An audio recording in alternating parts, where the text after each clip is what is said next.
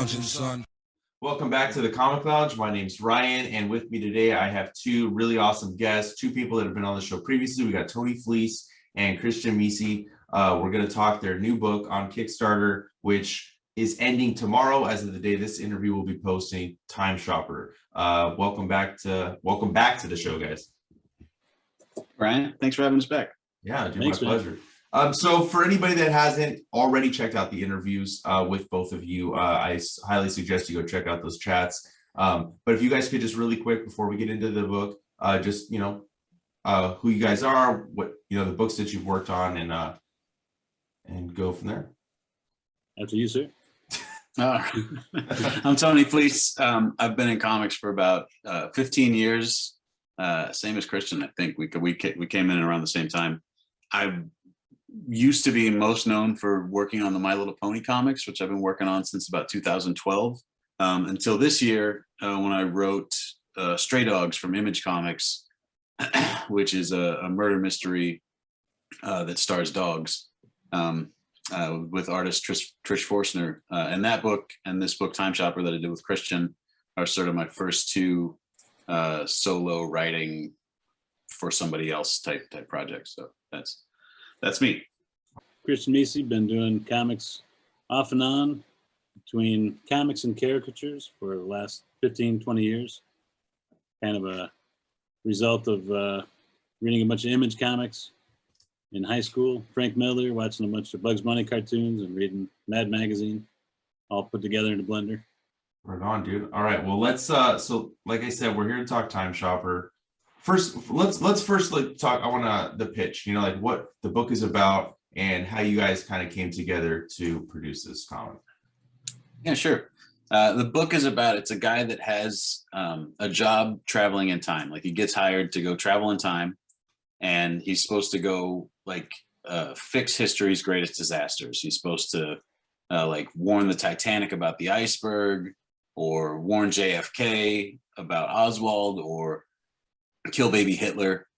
And when he gets back in time, before he can do any of that stuff, he immediately realizes how cheap everything used to be in the past and just gets distracted and goes shopping instead of doing any of the stuff he's supposed to do. So it's just about this guy who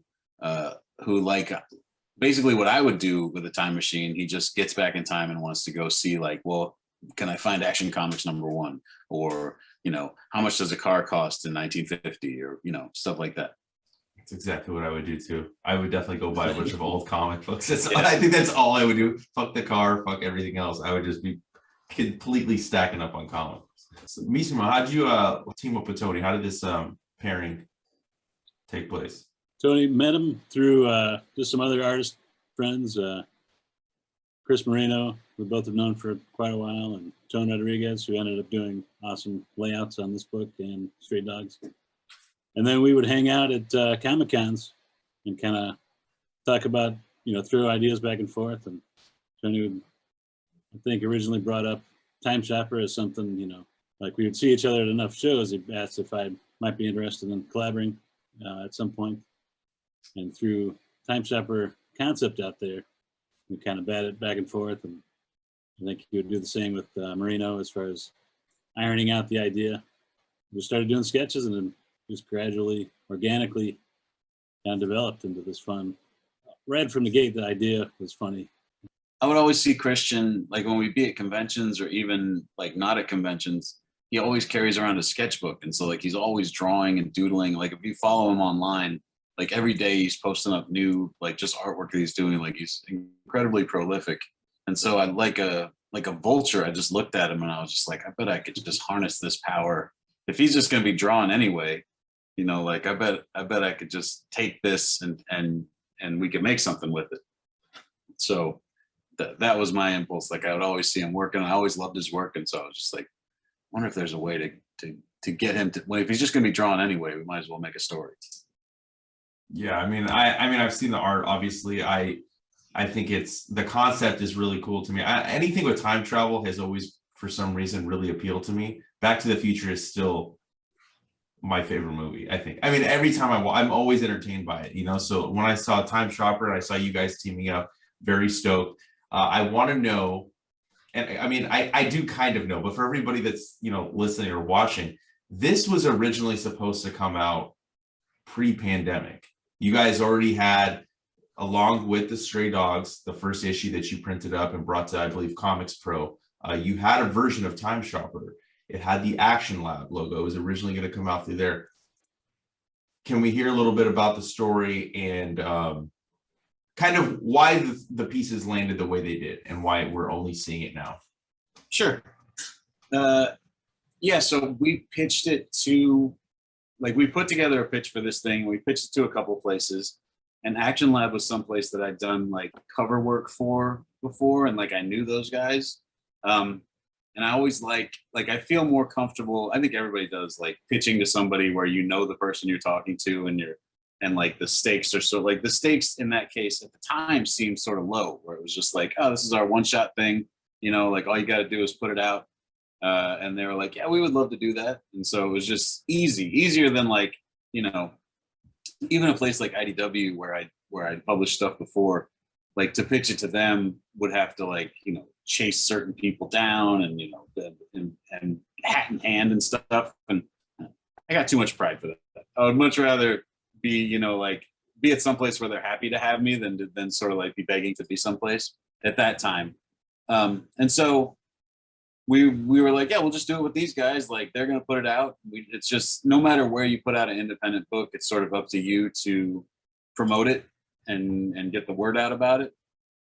And we had heard some stuff about those guys where people were just sort of watch out.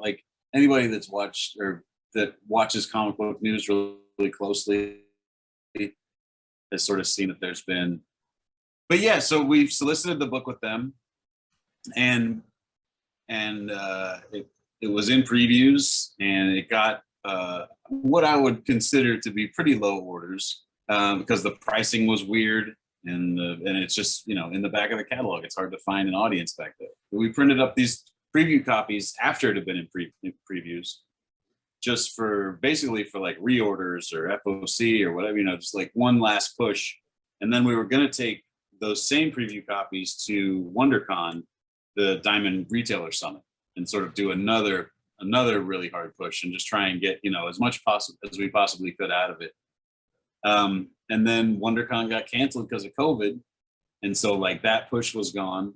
And then also because of COVID, we were printing in China, and it was Chinese New Year's, it was Wuhan, it was sort of a weird confluence of everything where it was just this is a nightmare. And so finally Action Lab disappeared for a long time.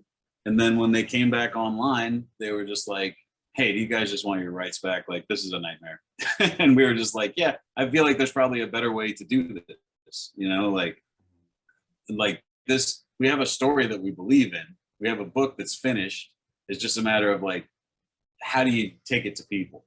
And we'd seen a ton of people do Kickstarters, and it didn't seem out of the realm of possibility that you show up on Kickstarter with two, reasonably people whose names we could show up there and just be oh, here, you've heard of us, here's a comic, and we could make enough to print it and get it out there and probably make more money on it than we would have made through the direct market. So we spent all of COVID basically coming up with what's a way to do the Kickstarter that's not just that's not just here's me, here's Christian, here's our book. And so a friend of mine from my childhood, Chris Ryder, came on to help us out with that. And we sort of came up with all these cool Kickstarter ideas that are instead of just getting a bookmark or a sticker or whatever, a t-shirt, you get stuff that Carl, the time shopper, brought back from traveling in time, so we got to come up with how to manufacture all this stuff and come up with all this cool stuff from time traveling. Yeah, actual pogs. I know, I was gonna say pogs. That was a nice touch. Yeah, we got a cassette single, we got all kinds of cool stuff. Awesome. I mean, when coming up with a Kickstarter, obviously, Kickstarter has grown leaps and bounds from even just a couple of years ago, in my opinion. I mean, there's so many creators are using that platform. I think I was hoping when I talked to you, Christian, that you guys were going to do Kickstarter. I mean, you still, I don't think had the plan. Maybe you guys were talking about it, but you couldn't say anything yet. But it is, and Tony, obviously, Stray Dog's success, I'm sure, has helped kind of bolster that. So where do you guys think that, I mean, I think everything happens for a reason. So do you think that this is definitely going to make this book probably more successful than if you had done it through Action Lab? So it's kind of almost kind of good that it didn't come out when it was originally supposed to. Absolutely. Like for us, it's more successful. Like we're going to make more money on it now than we would have through Action Lab, even after print it and mail it and all that stuff, so like just in the nuts and bolts is more successful. And I feel like we're going to be able to get it out to more people. Also, like we're getting the books printed up and sent to the backers, but then there's enough left over that we can have stuff printed for ourselves. And so we'll have we'll have this book to give to shops that we know or take to conventions and sort of do the actual old school, indie comics fulfillment shit. That I don't have to do, there's a structure in place for on Stray Dogs, but on a book like this that's more smaller and easier to get your hands around, we can just take this one book and keep it in the shops that we love and take it to conventions with us and stuff like that. So we're excited about that too. It's definitely going to get in a lot more hands than it was going to get being in the back of the catalog. Mm-hmm. Yeah, and fans that aren't necessarily normal comic readers, I think, get to it that way, where they otherwise wouldn't have known it existed. So, yeah, stoked about that. I know. I think it's interesting that there's a select group of people that get their comic books from Kickstarter. I think there are people that maybe don't even go into shops, or you know what I mean? This is how they purchase their comic books, right? They back stuff that they see that they like. And I think that it's just really cool to see the way the platform has really expanded in terms of the types of comics. You know what I mean? There's so many varying genres, and it's really awesome. And I'm super stoked for you guys how successful it's been. I want to ask too, when coming up with all of these cool stretch goals and the different tiers and stuff, how did you guys brainstorm together to kind of decide what you should do? We would have a weekly meeting. So every Wednesday night, me and Meesey and then our buddy Chris would all hop on a Zoom and chat for an hour, and just sort of kick ideas around and come up with stuff, and sort of we would check in every week so that we were sure we were moving the ball forward. Because as weird as this last year got, and then as busy as this last year got, it was sort of just making sure that we kept everything moving and kept stuff going. And Christian had to do so much more artwork for all the stretch goals that a lot of it sort of fell on him. It was just sort of all right, well, we want to make Pogs, Christian, draw 5 Pogs, or we want to include this Youngblood issue number 1, Christian do a Youngblood issue number 1 recreation. So he had a lot of work to do on that front. My work was basically just sort of pushing continuing to push the ball uphill. But having that weekly meeting sort of just kept stuff moving, and gave us a place to sit around and sort of kick ideas and brainstorm. But because we had a weekly meeting for basically a year and a half, this silly Kickstarter book has the most hours of, I think, discussion on it of any comic I've ever worked on. It was nice. It's also just as shut down and separated as we've all been. It was nice to have a weekly check-in where you'd see somebody else's face and see some people and catch up with friends. But yeah, we get to discuss the important things going on in the world, like the latest episode of The Mandalorian, or, exactly, Loki, or what have you. Yeah, we have our water cooler chat about working in Time Shopper Industries, working here at Time Shopper. Yeah, I mean, that's why I started my podcast really with my buddy Dylan. It was I couldn't see him, couldn't hang out with him. So we bullshit a little bit before, and then we record the comic book talk and then bullshit afterwards. I think that, it's an interesting way too, especially knowing the history of comic books and listening to podcasts where creators from early 90s, 80s and stuff like that. They talk about like phone calls, right? Or faxing stuff to each other or mailing stuff to each other. So being able to create something like you guys were doing and jump on a Zoom and see each other and see like the excitement or, brainstorming off each other, that has to make for a better product, I would imagine. Yeah, for sure. I mean, as long as we kept doing those things, I was just like, we should have just been doing this the whole time, like doing check-ins. And, Yeah, right. It's something when you're collaborating, because everybody does it since now. Like I did all of Stray Dogs with Trish, and we talk on the phone every once in a while, especially when we were working on it. But I think we probably talked on the phone like maybe 5 times in the 3 years that we were working on it. And then like now we talk all the time, but like we never got on Zooms and did anything like that. Like it would have been interesting to sort of have that running dialogue going like we had on this Kickstarter. Something I'm interested in doing on like moving forward. So can I without spoiling anything too much, I'd love to hear like from each of you, like Tony, what was some of your favorite stuff to write, like a favorite moment that you wrote in the book, and then Christian also to you after, what was one of your favorite moments that you drew in the book? So it starts off like the whole thing, because he's traveling historical moments. It's sort of it's almost like each couple of pages is another little short chapter, and so it starts off in these short chapters, and those were fun to do. But then at a certain point, it just really picks up, and he's just like running through time, and I had a lot of fun. I think my favorite stuff was when it was just like he's really on the move, and we just get to do like joke after joke after joke after joke. It's like, oh, there's the Mayflower, there's Jesus Christ, and there's the signing the Constitution. Just like zipping around in time. All this stuff, like all the history stuff in the book, is just only based on what I know from high school history class. So I sort of reached the limits of my of my historical knowledge. I was just like, what else is there? Is the Iliad real, or was that it was not real? What? Now I find out.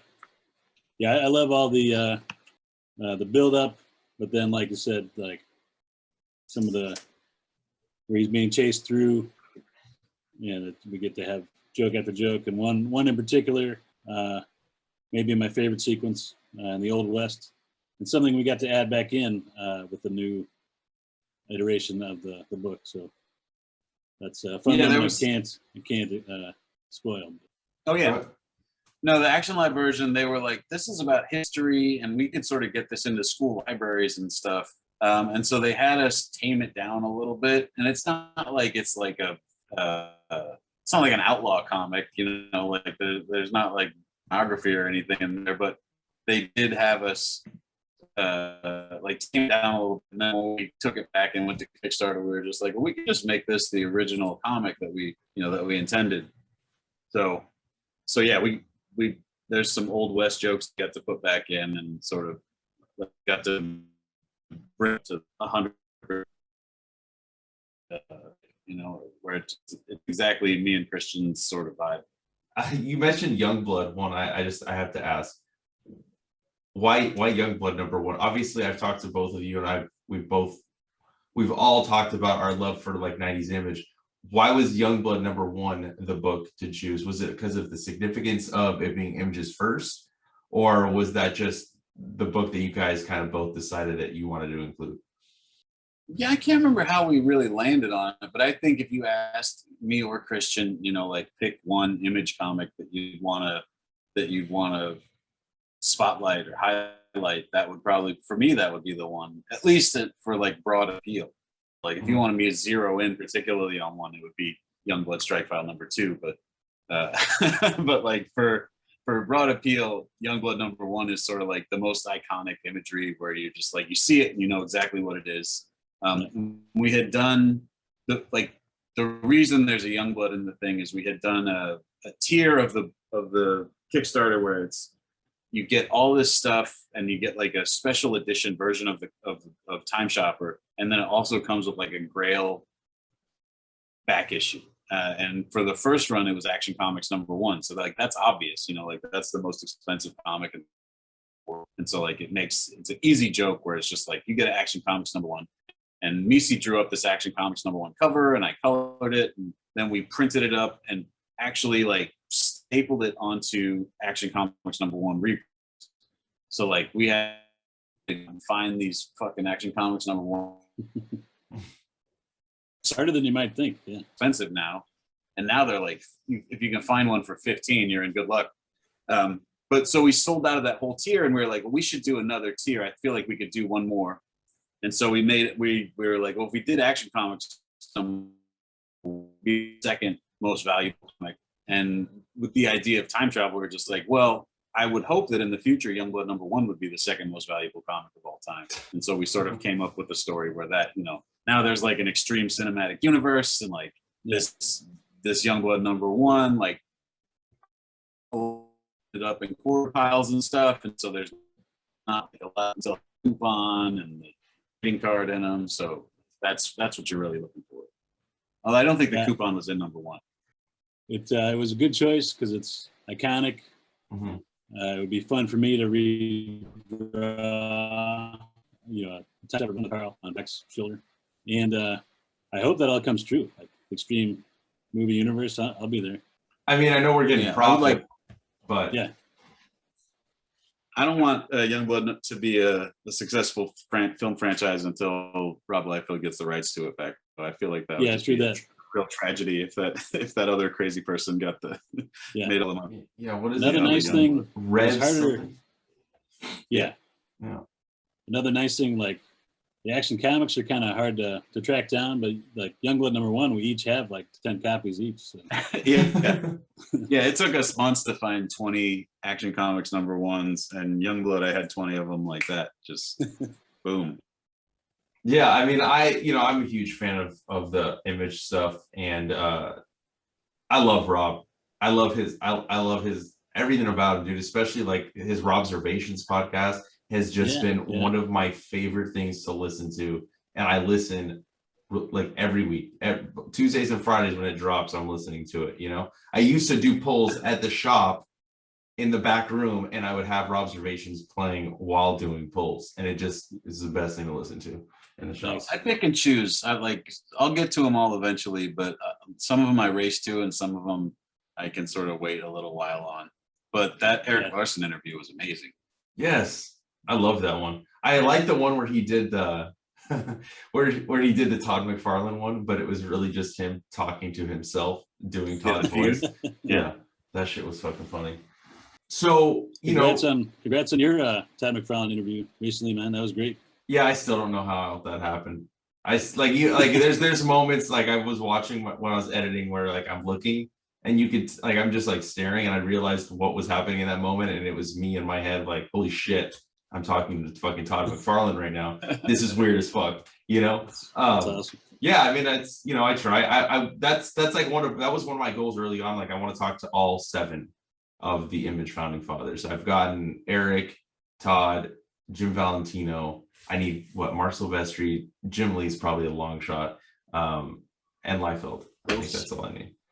But hopefully, Will's Protasio as well. Yeah, I've tried. I've reached out a couple times, and I get a response from his wife, but it never actually like happens.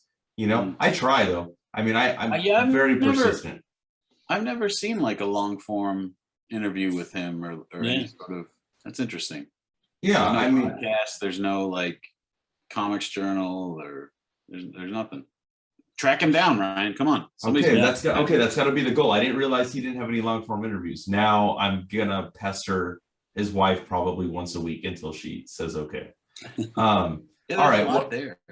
There's a lot there with him. Like he's had a real interesting story. Yeah, especially because like everybody he inked some of Longshot. The Art Adams one. Yeah. Mm-hmm. I didn't know he inked some of that. So he's got a. I feel like he's one of these guys that had some sort of medical, like he might have had a stroke or something and had to teach himself how to draw again. That's possible. I don't know if it was a stroke, but I feel like he's one of these guys that has learned how to draw more than once. He's fucking amazing, dude. Especially that, I don't know if you guys read that Deadpool, was it Black, White, and Blood story that he drew? That story was so dope. So dope. All It's right. a good Well, issue. yeah. I mean, I think that I love those concepts, like the Batman Black and White or the Superman Red and Blue. Like all those kind of stories have been really dope. And Marvel doing Deadpool has been fucking awesome. I really like. I mean, I like that better than the Wolverine they did. I didn't care for that, and Carnage is never.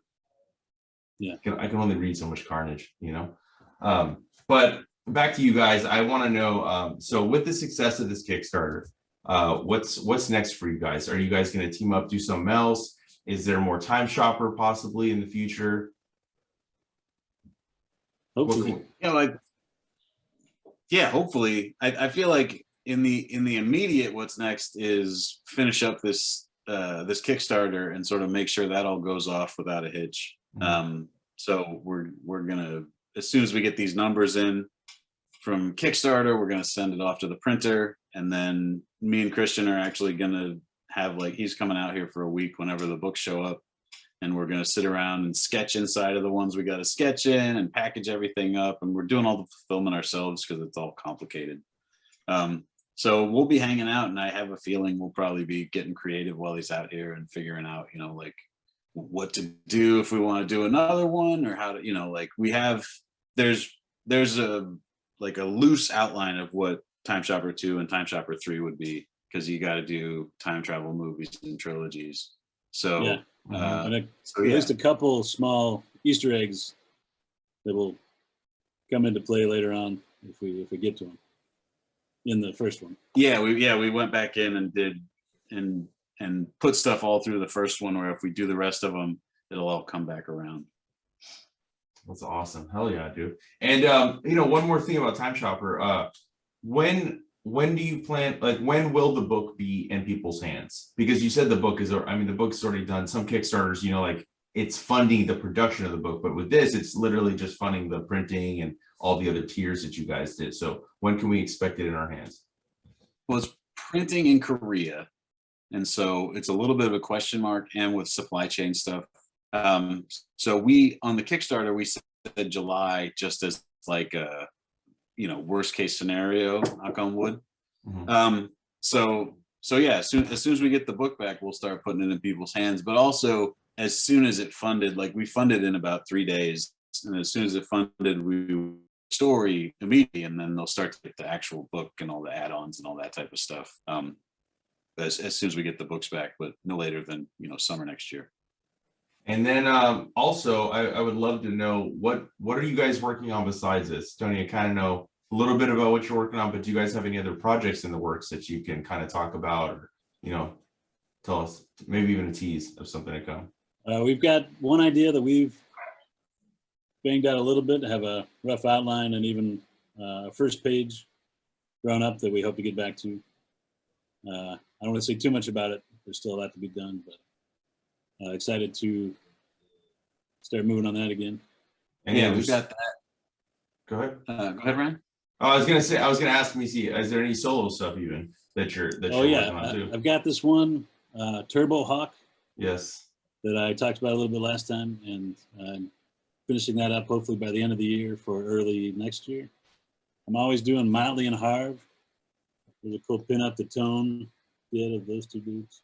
Dope. And I try to put out one of theirs every year or so. But and then Knucklehead is like my poor man's 8-ball. Try to do one of those annually. So yeah, I'm working on more Stray Dogs right now, me and Trish. Literally every day, all day.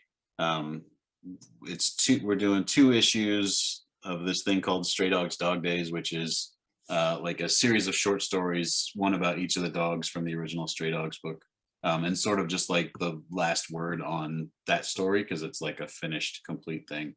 But so that comes out at the end of December and the end of January, those 2 issues, and so we're just working on those pretty much constantly. And then I've got the other thing me and Christian are working on. I'm working on a thing with Chris Moreno, and a thing with Tim Seeley. And so I've got a bunch of balls up in the air, but just sort of keeping everything moving and trying to not lose my mind. It's a very busy. Easier said than done. Like everything went away, like Pony's wrapped up its run. I'd worked on that for a long time. And then conventions, you know, for a long time just sort of shut down. And I was just like, oh, geez, what am I going to do? And I'm busier than maybe not ever, but it seems pretty wild. Like it's pretty hectic over here. Yeah. All right, cool. Well, and like real quick, I want to ask you guys for some recs, anything you've read recently that you want to kind of give a shout out. And then also on the convention scene, are we going to see you guys anytime soon? Yeah. Go ahead, Meesey. I should be at Emerald City and C2E2 in December. Some other stuff which I work on intermittently is with the Cartoonist Kayfabe Facebook group is always, man, they're always turning out something. So there's a Darkest Image coming up. Image Grand Design, of course, was the one we did last year. Just picked up this recently. Awesome collection. Another, of course, the new trade. Oh, yeah. Ultra Mega. I've been recommending Eric Powell's Ed Gein. Oh yeah, book he did, the true crime book that Eric Powell made about serial killer Ed Gein, like the guy that Psycho and Silence of the Lamb is based on. That's really good. I've been rereading Saga because Saga's coming back out, and I forgot how fucking good that book is. Like, just like, and I read it in issues. Like I've only read it in issues until now, and rereading it in those big hardcovers, like it's so, like you finish one, like it'll be like 3 a.m. and I'll be like, all right, I'm gonna read this last one, and I'll be, go to bed, and I'll look up and it's like 5 a.m. and I've read like 8 more issues. So yeah, that book is, I mean, you don't really need people to recommend Saga. I think it sells fine on its own, but just in case you're the last person that hadn't read it yet. And then how about the cons? And conventions? Yeah. I'll just be in California for the rest of the year. I'm going to be at Bakersfield in next month, and then when Emerald City's going on, I'll be at LA Comic Con at the convention center downtown. All right, cool, man. Very excited to hear that. Can't wait to catch you guys at a con. Very happy for you for the book, the success that it's having. Can't wait to have it in my hands and read it. Can't wait to see what you guys work on next. And before I let you guys go, if you could share where we can find the Kickstarter, and then individually where we can find you guys online, and I will drop all of the links down below. Thanks, man. Yeah, Kickstarter. Kickstarter's at kickstarter.com/project/timeshoppercomic, or you can just go to timeshoppercomic.com, and that'll lead you right there too. And you can find me at Tony Fleecs on all social medias, or TonyFleecs.com. Nice. Meesimo.com and at Meesimo on the gram. Should get you all you need to what's coming up. All right, cool. Well, guys, thank you so much again for chatting comic books with me. And I am very stoked to check out the book. Like I said, everybody listening, watching, make sure you hit the link down below. Go back to Kickstarter. You got 1 day left. And make sure you follow both Tony and Christian online so you can stay up to date on everything they got going on. And we'll do this again soon, guys. Thanks, dude. Yeah, man. Thanks a bunch.